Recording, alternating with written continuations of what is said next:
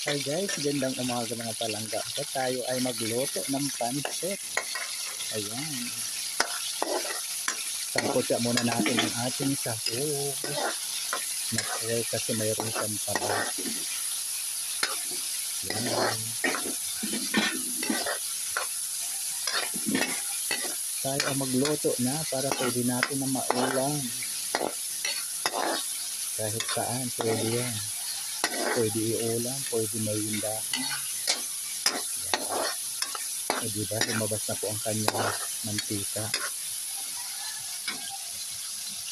Yan guys, nalagay na natin ang ating bawang at sibuyas. O diba, alis na mantika yung ating ipinang sangkotya. Ayan.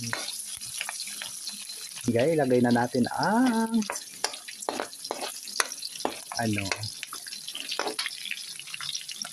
ayan,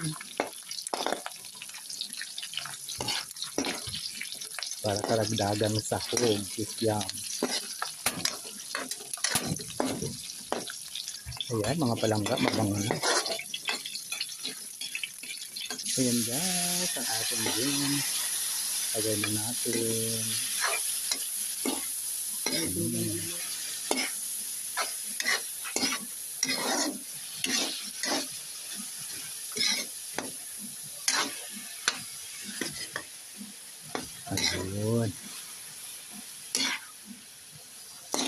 Ayun. Ayan ang ating gulay. Ating sahog sa ating yuming pansit ngayong umaga mga palangga.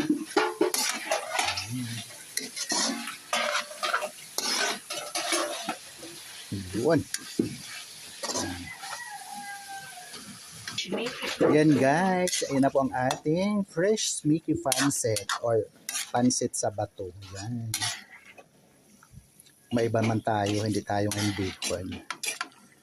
Pancit sa bato tayo. Ayan.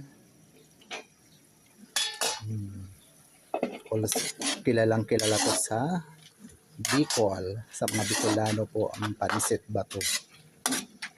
Ayan, yummy na po ang ating pancit. So, ayun guys, malapit na maluto ang ating pancit. Kulo-kuloin lang natin ng konti pa.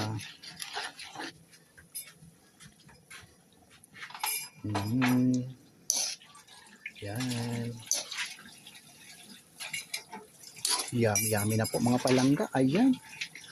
Pwede na ulam pa ng halia. Pwede pang merienda. Lahat pwede. So, sino magutom, pwede na po kumain. Muli, maraming salamat sa inyong mga palangga ko, sa inyong patuloy na pagsubaybay palagi sa aking mga mumunting video sa Ramil Javier Ella Vlog. Thank you so much muli for watching, sharing, and follow. Lalo na po sa mga naka-impress sa akin ngayon, sa araw-araw na nag-impress sa akin. Thank you so much. Ayan. Maraming salamat sa pagtitiwala at pagmamahal. Love you all guys. God bless us all po. Bye. At okay na po ang ating pancit. Yan.